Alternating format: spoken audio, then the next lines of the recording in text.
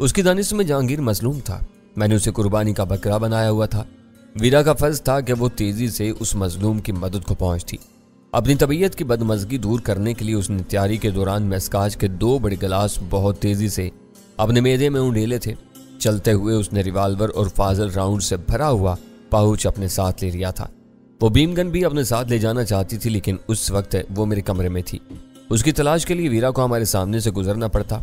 वो कपड़े वगैरह तब्दील करके हम में से किसी की नजरों में आना नहीं चाहती थी।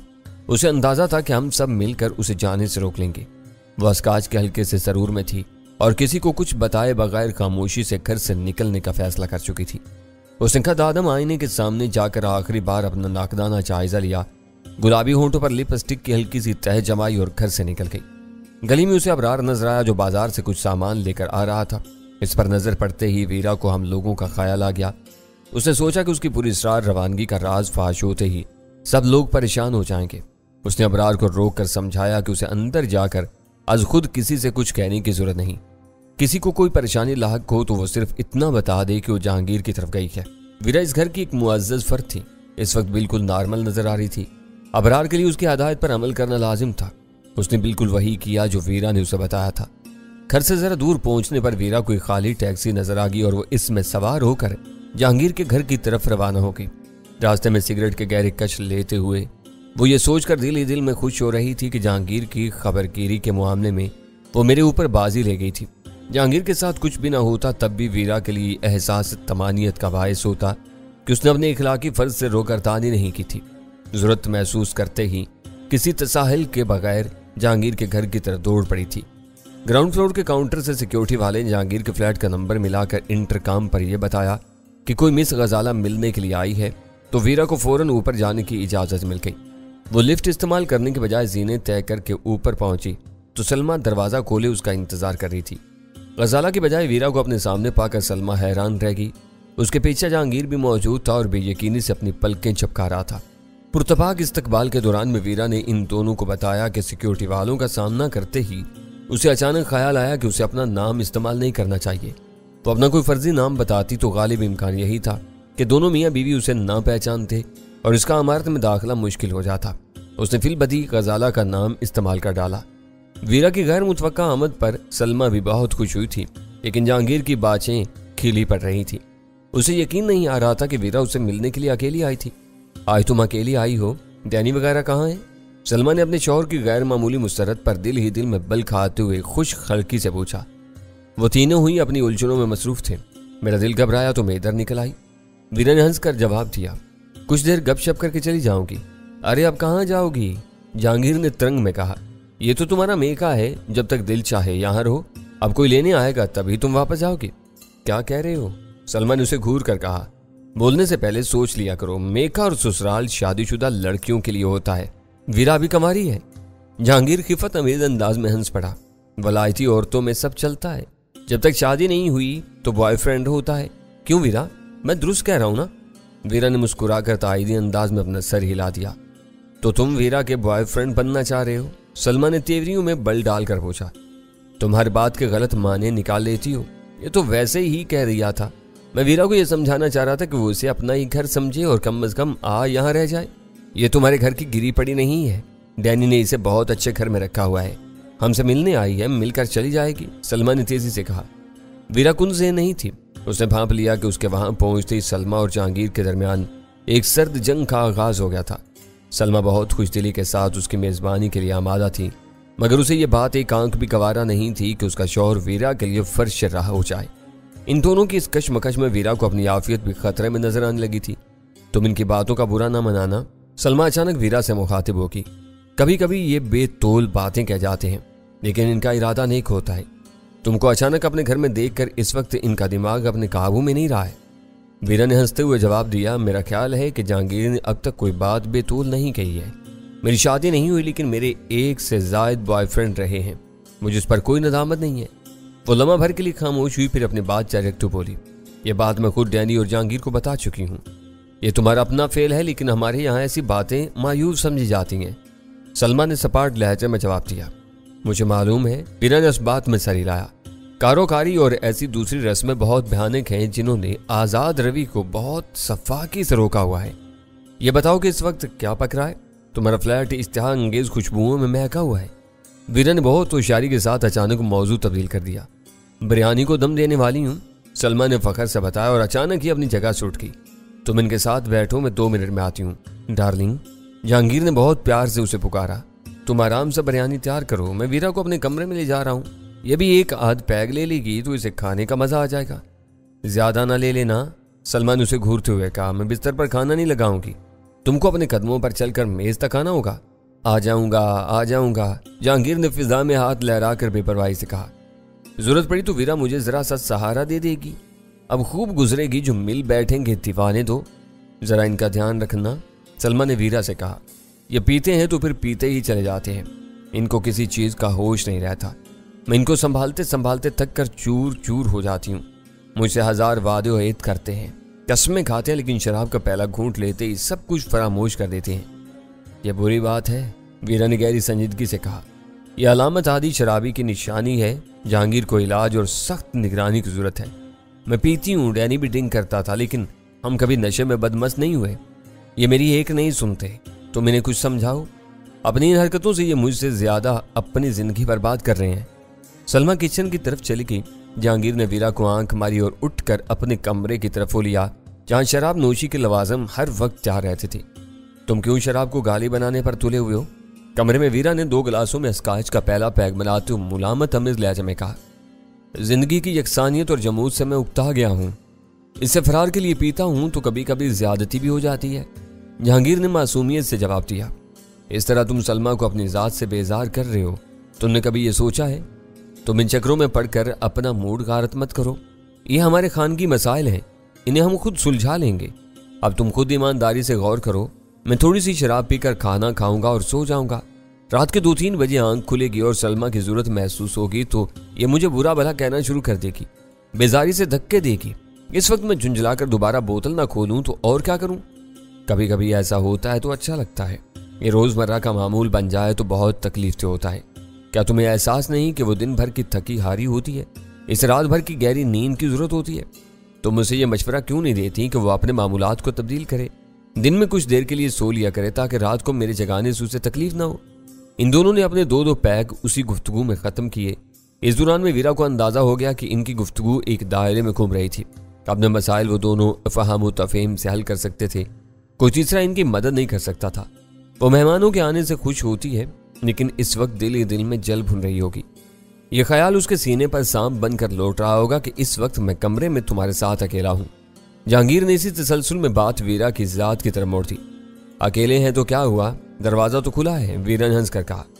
मैं शर्त लगा सकता हूं कि वो दबे कदमों करीब आकर अब तक कई मर्तबा हमारी सुनगुन ले चुकी होगी। तुम नदीदे हो, वीरा उसकी आंखों में झांकती हुई शौकी से बोली। ऐसे मर्दों की बीवियां इन पर भरोसा नहीं करती। सच पूछो तो तुम्हारे आने से मेरा दिल और दिमाग ताजा हो गया है। दिन रात सलमा ही को देख देख कर मेरी आंखें पथराने लगी हैं। यह तुम्हारा अपना कसूर है कि तुम दिन रात घर में पड़े रहते हो। तुमको कुछ वक्त घर से बाहर भी गुजारना चाहिए। वेरी गुड, जहांगीर चुटकी बजाकर बोला। बहुत अच्छा ख्याल है, क्यों न खाने के बाद हम लोग लंबी ड्राइव पर चलें, मजा आ जाएगा। हम लोगों से तुम्हारी क्या मुराद है? वीरा ने उसे घूरा। मेरा मतलब ये है कि मैं और तुम, जहांगीर ने गड़बड़ाकर जवाब दिया। हम बाहर गए तो सलमा भी हमारे साथ होगी, इसे मेज समेटनी होगी, बर्तन धोने होंगे। जहांगीर ने बहानेबाजी का सहारा लेने की कोशिश की, मगर वीरा ने दरमियान से उसकी बात काट दी। हम बाहर गए तो वो जरूर हमारे साथ होगी, वीरा ने सख्ती से कहा। वैसे भी मैं सैर व तफरीह की बात नहीं कर रही थी, मेरा मतलब था कि तुम मर्द जात हो, तुमको रोजी रोजगार के लिए अपना ज्यादा वक्त घर से बाहर गुजारना चाहिए। तुम हमारी ब्लैक क्वीन हुआ करती थी। तुमको मालूम है कि मैं अपना सारा वक्त बाहर बल्कि मैदान में रहकर गुजारता था, लेकिन जब से शी का शहराजा बिखरा है, मेरे सितारे गर्दिश में आए हुए हैं। जिस काम में हाथ डालता हूं उसका बेड़ा गर्क हो जाता है। गोल्डन फार्मेसी जरा चल निकली थी, लेकिन सुअर के बच्चों ने उसे भी तबाह कर डाला। मेरी अकल काम नहीं करती कि अब किस काम में हाथ डालूं जहां अपने दुश्मनों से बचा रहूं। इस वक्त भी दुश्मन तुम्हारी घात में लगे हुए हैं। वीरा ने सोबराज का नाम लिए बगैर उसे चौकन्ना करना चाहा। तुमसे जरा सी गफलत होगी और वो अपना काम कर गुजरेंगे। कभी कभी मुझे तुम्हारे ऊपर बहुत तरस आने लगता है। मैं कोई लूला लंगड़ा या माजूर नहीं हूं। तुमको मेरे ऊपर तरस खाने की कोई जरूरत नहीं। मेरे लिए कोई कारोबार ज़हन में आता हो तो वो बताओ। सलमा पहली बार कमरे के दरवाजे पर नमूदार हुई। मेज लगने का ऐलान करते हुए उसने बताया कि उसने फोन पर मुझसे बात की थी। वो मुझसे ये जानने की ख्वाह थी कि मैं वीरा को तने तनहा वहां जाने की इजाजत कैसे दे सकता हूँ। इस वक्त मेरा बल्कि सभी का ख्याल वीरा की तरफ लगा हुआ था। मुझे सलमा की जुबान से ये सुनकर सुकून हुआ कि वीरा खैरियत से उसके घर पहुंच गई थी। मालूम होता है क्या डैनी से तुम्हारी कुछ खटपट हो गई है। खाने के दौरान सलमा ने अपना ख्याल जाहिर करके वीरा को हैरान कर दिया। तुमने ये अंदाजा कैसे लगा लिया? वीरा ने अपनी हैरत को छुपाते हुए सरसरी अंदाज में पूछा। डैनी ने तुम्हारे बारे में कुछ सवाल किया, न तुमसे बात करने की ख्वाहिश जाहिर की। सच से बताओ कि क्या उससे लड़कर आई हो? ऐसी बातें मत करो, जहांगीर ने दखल अंदाजी करते हुए कहा। आज वीरा डिनर के बाद हम दोनों को शहर की सैर कराने के इरादे से आई है। सलमा के लिए जहांगीर का वो इंकिशाफ इतना हैजान खेज साबित हुआ कि वो हर बात भूल गई। जहांगीर को दरपेश खतरात का इदराक करके वीरा घर से रवाना हुई थी। इसे बाखूबी अंदाजा था कि अपने घर की चारदीवारी में जहांगीर ज्यादा महफूज था। बाहर निकलने की सूरत में कहीं भी कोई नाखुशगवार वाकया पेश आ सकता था। जहांगीर और सलमा खुद भी सैर व तफरीह के लिए बाहर जा सकते थे, लेकिन आपस की नोक झोंक ने इनकी खोपड़ियों पर बर्फ सी जमा दी थी। वो दोनों वीरा के साथ बाहर जाने के सिलसिले में इतने पुरजोश हो गए कि वीरा संजीदगी से इस इम्कान पर गौर करने पर मजबूर हो गई। उसे यह अंदाजा था कि सोबराज अपनी धमकी को अमली जामा जरूर पहनाएगा, खामोश नहीं बैठेगा। इसके लिए उसे वक्त दरकार था। अगर उसने किसी से राब्ता किया भी था तो इतनी तेजी से जहांगीर के घर नहीं पहुंच सकता था। पहला और गालिब इम्कान यही था कि सोबराज का कोई आदमी अपने मोर्चे पर ना पहुंचा हो। वो लोग आराम से एक लंबी ड्राइव लेकर लौट आए। दूसरी सूरत में वीरा को एहतियात की एक सूरत नजर आ रही थी। वो लोग इन पर चलती गाड़ी में कोई ओछा वार करने का खतरा मोल नहीं ले सकते थे। इनका हदफ सिर्फ जहांगीर होता। वो इनकी गाड़ी का ताकुब करके इनके कहीं रुकने का इंतजार करते ताकि जहांगीर के कत्ल या अगवा का हदफ पूरा कर सके। अगर वो लोग कहीं रुके बगैर तफरी बल्कि ड्राइव करके वापस लौट आते तो दो कामयाबियां हासिल हो सकती थीं। ताकुब करने वाली मुश्तबा गाड़ी और शायद इनके सवार इनकी नजरों में आ जाते और वो नाकाम रहते। वीरा काफी देर तक खामोशी से इसी मौजू पर अपना सर खपाती रही। इस दौरान में सलमा कपड़े बदलकर रवानगी के लिए तैयार होगी। वीरा की दानिश में इस वक्त खतरा मौहूम था। सलमा और जहांगीर को मायूस करना भी मुनासिब नहीं था। वो दोनों खतरे से बिल्कुल बेखबर थे। आखिरकार वो तीनों घर से निकल खड़े हुए। वीरा टैक्सी से वहां पहुंची थी। उसके वहां पर जहांगीर ने अपनी गाड़ी की चाबी ले ली। जहांगीर ने काफी अरसे से ड्राइविंग नहीं की थी। इसकी ख्वाहिश थी कि वही कार चलाए, लेकिन वीरा ने इससे चाबी लेकर ड्राइविंग सीट संभाली। वीरा इन दोनों को मुतवक्का तहक्कुब के बारे में कुछ बताकर खौफजदा नहीं करना चाहती थी। वो खुद ड्राइविंग सीट पर मौजूद होती तो अकबनुमा आईने की मदद से पूरी तरह पीछे के हालात से बाखबर रह सकती थी। इमारत के अहाते और सर्विस लेन से गुजरकर मेन रोड पर आने तक वीरा ने स्याह रंग की उस छोटी कार को नोट कर लिया जो इनके पीछे हरकत में आई थी।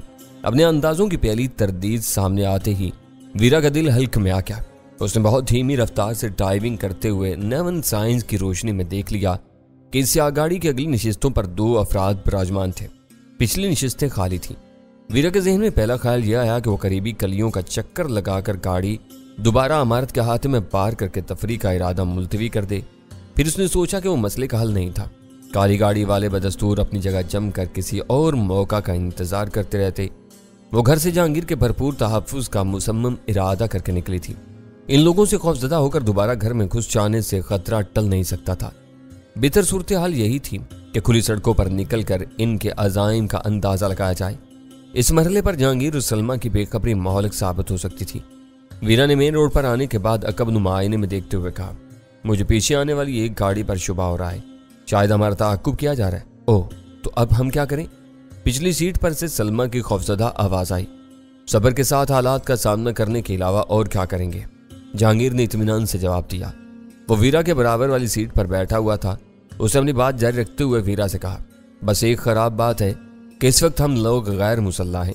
शायद तुम्हारे पास भी कोई हथियार नहीं होगा। रिवाल्वर और कुछ फाजल राउंड्स हैं। वीरा ने खुशखबरी सुनाई। बस तो फिर साहिल की तरफ चल निकलो और जरा गाड़ी का रंग वगैरह भी बता दो, देखते हैं कि क्या होता है। हम इनसे डर कर लौट के आए तो ये किसी वक्त सलमा को आते जाते घेर लेंगे। अच्छा है कि इस वक्त हम तीन हैं। वीरा को खुशी हुई कि खतरे का जिक्र सुनते ही जहांगीर का सरूर गायब हो चुका था। उसने बहुत दलेराना और हौसला अफजा रद्दअमल का मुजाहिरा किया था। ये कौन लोग हैं? इन्हें हमसे क्या दुश्मनी है? सलमा खौफजदा आवाज में मनमनाई। गोशा नशी हो जाने के बावजूद दुश्मन हमारे पीछे लगे हुए हैं। ये उसी के साथी हो सकते हैं जो मिसेस जमशेद को गन पॉइंट पर लेकर तुम्हारे फ्लैट पर आया था। वीरा ने उसकी दिलजोई के लिए कहा। ओह मेरे खुदा! सलमा की आवाज कांप रही थी। वो भी बड़ा भयानक तजर्बा था। इनके हाथ में वजनी बोतल ना आ जाती तो ना जाने क्या होता। बोतल कभी कभी काम आ ही जाती है। अब डर खौफ को खैरबाद कहकर कुछ देर के लिए खामोश बैठी रहो ताकि हम यकसुई के साथ इन लोगों से निमट सकें। वो काले रंग की शेराड है, इसमें सिर्फ 2 आदमी सवार हैं। वीरा ने जहांगीर को बताया, तुम ड्राइव कर रही हो, अपना रिवाल्वर मुझे दे दो। तुम कई पैग पिए हुए हो, तुम्हारा निशाना खता हो जाएगा। वीरा ने शुबा जाहिर किया। बिस्तर पर सलमा करीब हो तो बहुत गहरा नशा होता है। अब वो हिरन हो चुका है। वीरा ने अपना वेंटी बैग जहांगीर की गोद में डाल दिया। रिवाल्वर और फाजर राउंड का पाउच इसी में निकाल दो। जहांगीर के मुंह पर वीरा अब्दुल्ला शाह गाजी के मजार से आगे सीधी निकलती चली गई। इस दौरान में स्याह शेराड मुसलसल इनके पीछे आ रही थी। वीरा ने कई मरतबा अपनी गाड़ी की रफ्तार कम कर दी, लेकिन शेराड वालों ने आगे जाने के बजाय इनकी तकलीद में खुद भी सुस्त रवि इख्तियार कर ली। इन कोशिशों के नतीजे में उन्हें यकीनन अंदाजा हो गया था कि इन्हें देख लिया गया है। ट्रैफिक सिग्नल से वीरा ने गाड़ी दाहिनी तरफ घुमा ली। चंद मिनट की मुसाफत के बाद वो साहिल के मुतवाजी बनी हुई मैरीन ड्राइव पर पहुंच चुके थे, जहां स्ट्रीट लाइट्स की रोशनी में रौनक का एक अजीब समा था। वीरा को यकीन था कि इस भाग दौड़ के नतीजे में शेराड वालों को अंदाजा हो गया होगा कि इनके हरीफ भागने वाले नहीं थे, इनसे कहीं न कहीं तसादुम हो सकता था। मैरीन ड्राइव के कदरे सुनसान हिस्से में पहुंचकर वीरा ने अपनी गाड़ी की रफ्तार बढ़ाई थी कि अचानक नजर आने वाले स्पीड ब्रेकर की वजह से उसे ब्रेक लगाना पड़ गए। लानत हो, वह चिल्लाकर बुड़बुड़ाई, या स्पीड ब्रेकर्स कुछ नहीं करने देंगे। बाएं तरफ दरख्शां में घुस जाओ। उसकी बुड़बुड़ाहट सुनकर जहांगीर ने पूरे खलूस से मशवरा दिया। आबादी अबूर करते ही हम किसी न किसी लंबी और साफ सड़क पर निकल जाएंगे। वीरा ने कुछ कहे बगैर गाड़ी उस आबादी में मोड़ ली। वीरा की वो हरकत इतनी गैर मुतवक्का थी कि शेराड चलाने वाले के लिए अपनी तेज रफ्तार गाड़ी को संभालना दुश्वार हो गया। सड़क पर गाड़ी के रगड़ते हुए टायरों के तेज शोर में शेराड चिकनी सड़क पर फिसलती और लहराती हुई करीब आधी चली गई। वो बेहतरीन मौका था। वीरा ने ब्रेक लगाकर अपनी गाड़ी रोक दी और जहांगीर रिवाल्वर संभाल कर बहुत तेजी से गाड़ी से नीचे उतर गया। इस वक्त उसकी फुर्ती और महारत काबिल दीद थी। सड़क पर लहराती हुई गाड़ी जूं ही जहांगीर की रेंज में आई, उसने निशाना लेकर पै दर पै फायर कर डाले। वीरा के अंदेशे के बरस जहांगीर का निशाना बेखता साबित हुआ। पहले फायर के साथ फिजा एक इंसानी चीख से गूंज उठी।